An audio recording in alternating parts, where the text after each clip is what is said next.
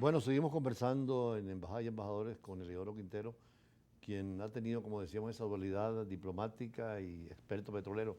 Decíamos precisamente que en el caso de la OPEP es una fundación extraordinaria donde Venezuela tiene el mérito de haber sido un iniciador, ¿no?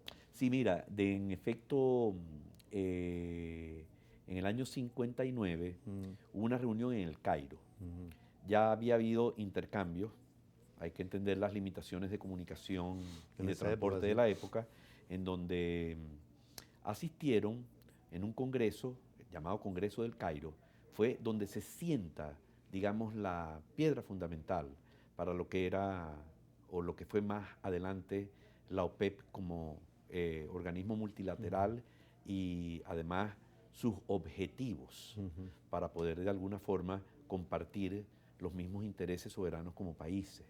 A ese Congreso del Cairo asistió Juan Pablo Pérez Alfonso ujú. y asistió Pérez Guerrero también. el ministro, digo yo, Pérez Pérez Guerrero. Guerrero, como comisión de Venezuela. Ujú, Y después de eso, hay el viaje a Bagdad, en donde, porque esto fue en el 59 y en el ujú. 60, entendiendo las reservas y además entendiendo en ese momento y en la realidad geopolítica y geoenergética de ese momento, entendiendo las circunstancias de lo que era la producción del petróleo, llamada explotación, por las compañías que en un momento dado fueron las 7 hermanas. Ahora, todos los Entonces, países. simplemente los países miembros de la organización, o más adelante, o que producían petróleo de alguna manera, y tenían la coincidencia de ser casi que monoproductores, ¿no?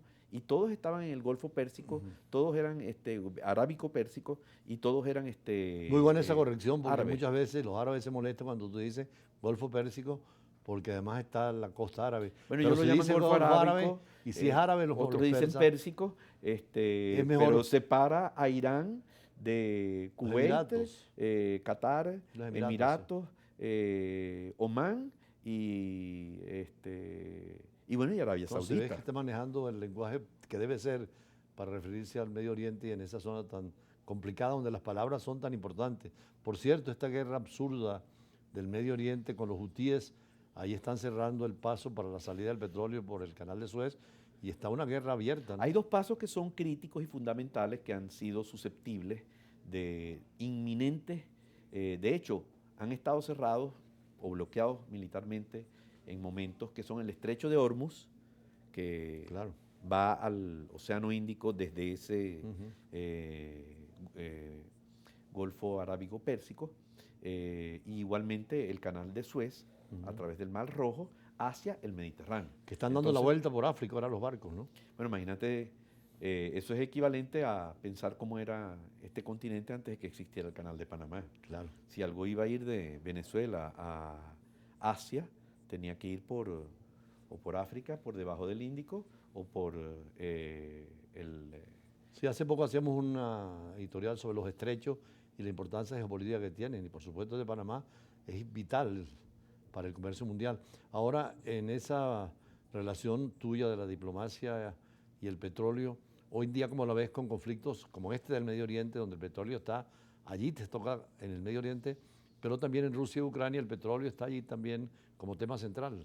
Bueno, entre Rusia y Ucrania, el petróleo está concentrado en Rusia, Ujú, que producto de esto ha sido susceptible de muchas limitaciones o sanciones, o limitaciones y sanciones, ujú, y han tenido por la territorialidad y ujú. la escasez de mar, porque el mar es o por los lados europeos o por allá por Japón en Asia, venderle por oleoductos petróleo con descuento al segundo consumidor Claro. de petróleo en el mundo, que es China, pues.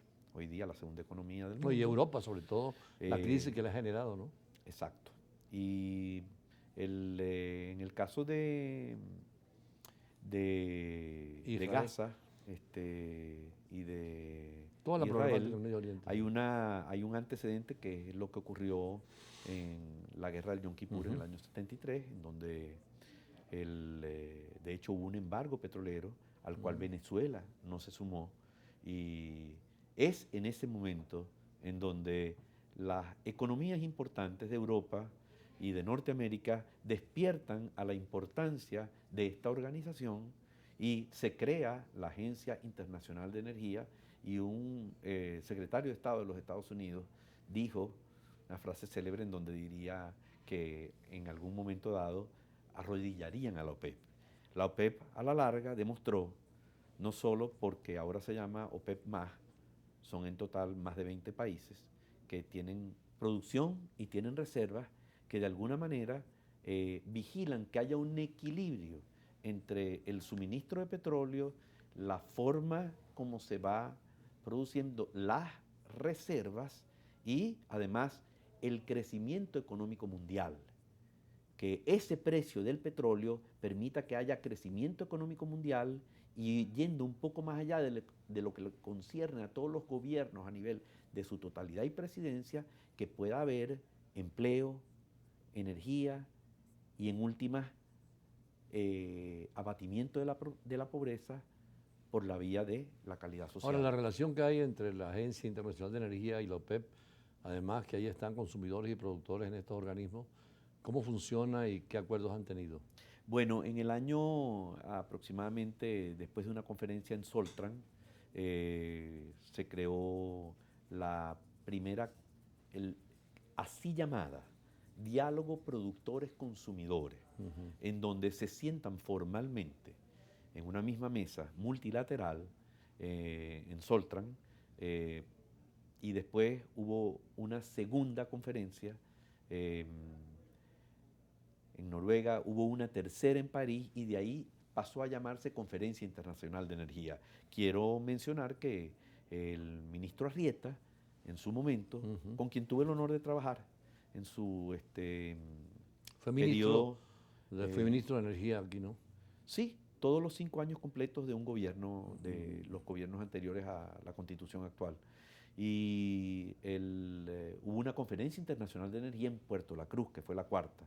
En esa conferencia se estrena el ministro saudita Ibrahim Ali Al-Naimi. Sobre esto vamos a hablar después de conversaciones comerciales porque es interesante, me decía el otro día el encargado de negocios de Arabia Saudita, la continuidad en la dirección petrolera del Reino de Arabia Saudita, que es muy importante en la OPEP. Ya regresamos con Eliodoro Quintero, especialista diplomático y petrolero, ya regresamos.